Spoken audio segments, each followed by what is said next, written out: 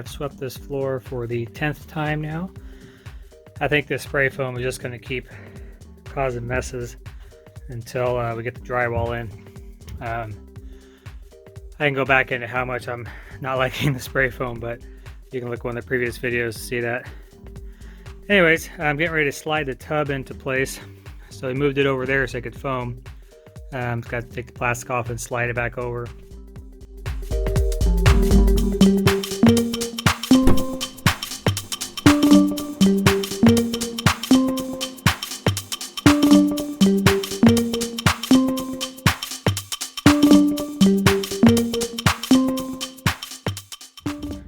Natalie's teaching tap to the girls in the background, so all the clinking and clanking is them practicing. Working on getting the the tub set up here, and I ran into a little bit of a problem. Mainly because I don't have all the parts I need. I mean, this is the kit, but I need to have a transition from this piece into my 2-inch. But anyways, this T will slip onto the overflow pipe right there. So you'll take this little washer, it'll slide onto the bottom of the pipe, slip up so far a couple inches.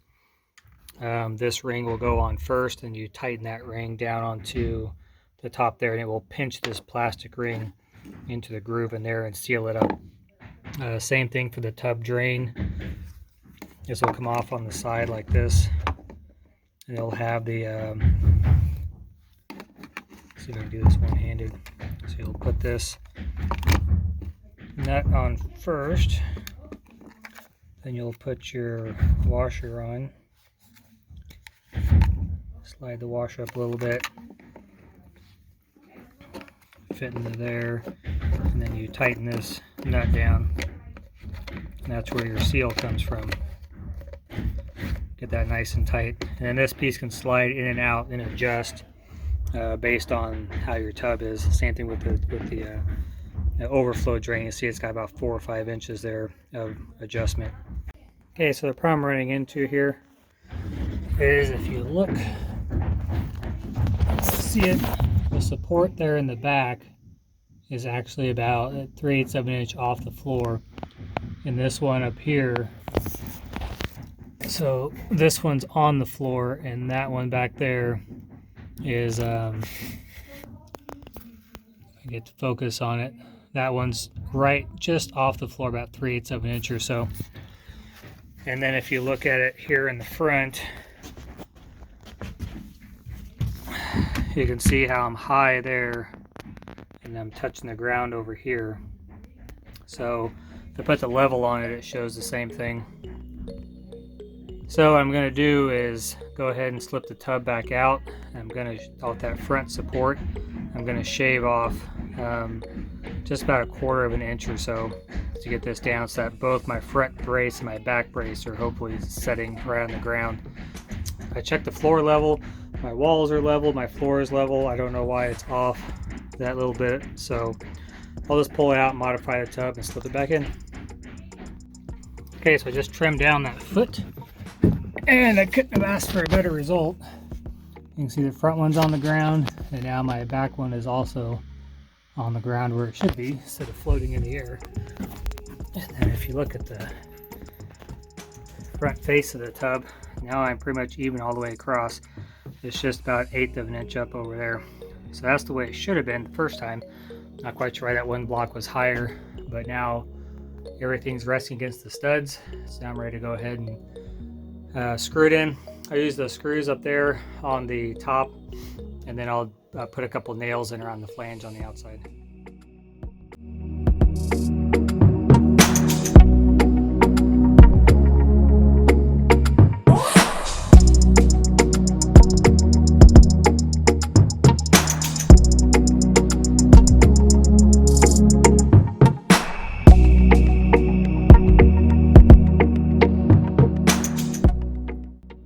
Working on the tubs today, so I've already drilled my holes out for the valve body for the shower, and then for the tub spout down here. Distance between the valve body and your spout Needs to be between 8 and 18 inches. You don't want to have any more or any less than that. Here are some twist-on 90-degree PEX fittings. I like using these. I still use Teflon tape and everything, but they've got that nice rubber grommet in there. It tends to seal up really nice. So on your valve body, you can see where it says up. So then I'll have my hot and cold coming off the sides with a 90-degree elbow going straight down. That 90-degree elbow will hook onto my hot and cold lines here. Hot is always on the left. It's reversed. Of course, I'm looking at it from the back side, so it'll be reversed. But your hot line always goes on the left. So you can see over here, hot line on the left, cold on the right. So anyways, I'll have my 90 degrees elbows coming down to hook up to those PEX lines. I will have a straight fitting, same kind, but it's straight, hooked onto down to the tub spout and then up to the shower head, and there'll just be PEX in between the two. And then down below, this is called a drop ear 90. The drop ear is just this little leg that sticks out to the side that allows you to screw it to your backer board or to your back plate, whatever you want to call it. So this will screw in to a piece of wood down here I have to put in, be PEX between here and here, and then this will be a screw-in pipe that goes to the tub spout. Same thing on the shower head. It'll be the same way like that. I have a PVC running between the two, and then my shower, what they call it, shower extension head thing. This piece will screw directly into there like that and then come out of the wall. So what I like to do, if you remember, I framed this as a 2x4 inside a 2x6 wall. This is just some Advantech flooring. I know someone's probably going to say this is going to fall apart. It shouldn't be around moisture and everything. I don't believe that. So I'm going to mount this here, and then my tube will go down behind to my fitting and my faucet valve. Another thing you can do is I can actually run a 2x6 or 2x4, whatever, in between these two studs, screw them in from the sides, and then you can do it that way too. You can adjust that board back and forth. This way seems to work okay too. Okay, so I just kind of lightly assembled the valve body here, and I want to make sure I can get it through my hole. So you can see that my hole is just big enough. You can sweep that guy in there, get him leveled, and then screwed into place. There's two screws that hold that in there. So the nice thing about this is, in the future, if I ever need to get in here, I can take the cover plate off and I can see if anything's leaking. You can really just hand tighten those through this hole fairly easily. This keeps you from having to go through the back at all. And then the valve sits inside here, and so if it ever goes bad on you, you can just take the cap off, pull it out, and put a new one in. And these will last forever. This is a Delta brand, and I like them because of that fact that they're so easy to work on. So you're going to pay a little bit more, but it will definitely pay off down the road if you ever have an issue with the leak. So in looking at this, I usually buy these with the push-in shark bite fittings. So putting in this way would work just fine, because once it's in there, I could just push the PEX into it.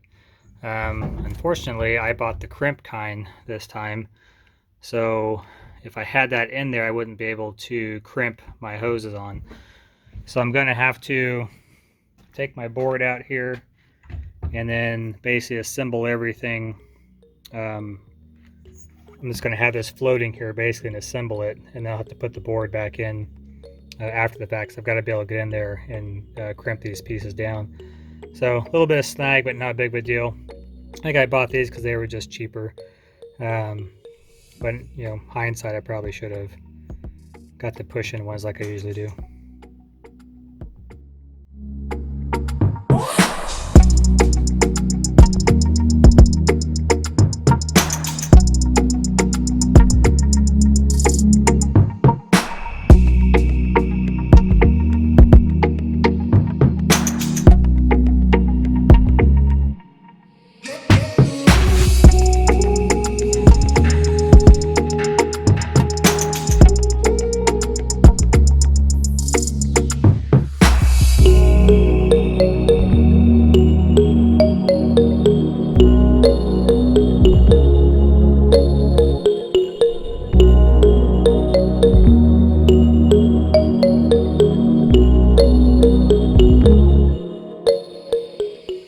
got the valve body all put together. I just need to screw it in place. So to make sure I'm level, I'm using the camera stand here for my Bosch laser.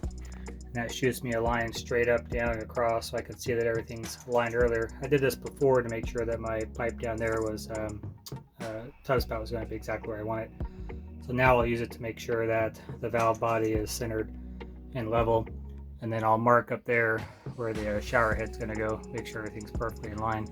These things are pretty handy. I don't think it was outrageously expensive, 20 bucks maybe not even that much, can't remember. But definitely a must-have when you're doing this, so it doesn't end up being all crooked when you're done. Okay, this shower is all plumbed up now. Everything is good to go. Another thing I want to do, I'm just going to take some foam pad and I'm going to wrap it around these couple pipes. This keeps it from knocking against your shower pan, your shower stall. And I'll probably tack this one with just a clip to the wall there so it doesn't vibrate at all.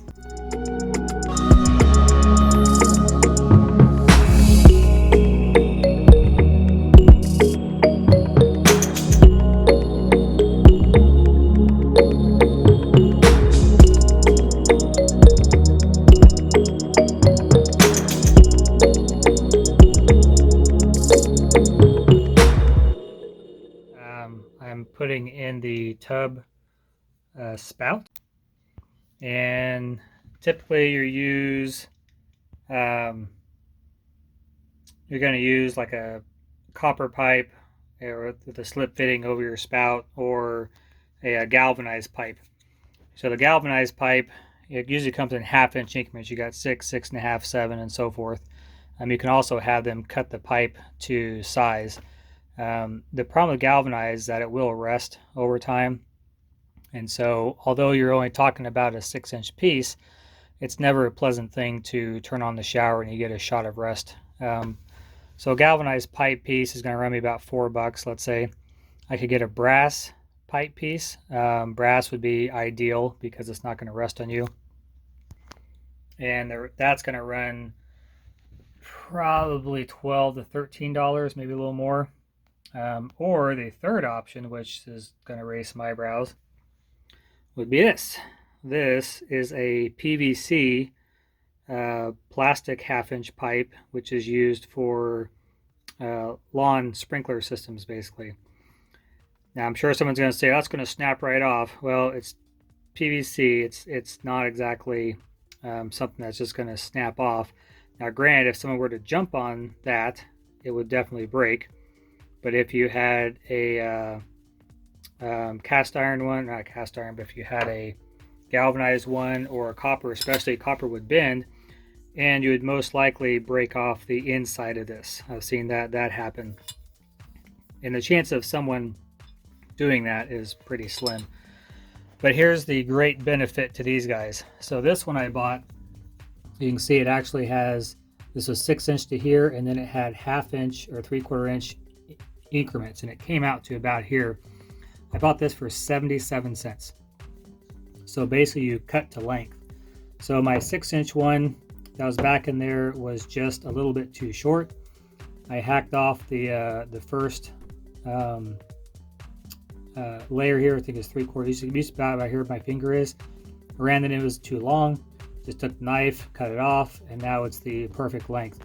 So not only is it significantly cheaper, but you can also cut it to length so that it actually fits properly the way it should, which is where this is going to rest right up against there, not pressing on it, not out here, not in so far that it's actually scraping your the side.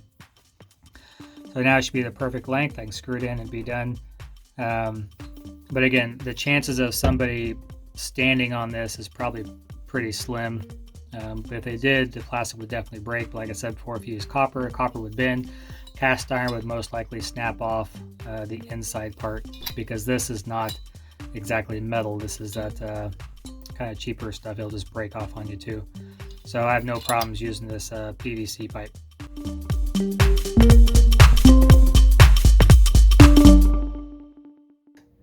Next weekend, the low is 8. It'll be the coldest day we've had this winter so far. A little bit of chance of snow. It's going to get really cold. So we're really going to test out the pellet stove and see how well it works. We have it on the lowest setting and it keeps it about 65 in here, which is great.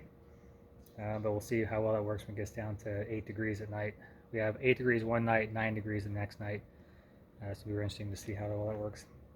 We'll probably crank the pellet stove up to 2 or 3 maybe, see how that goes.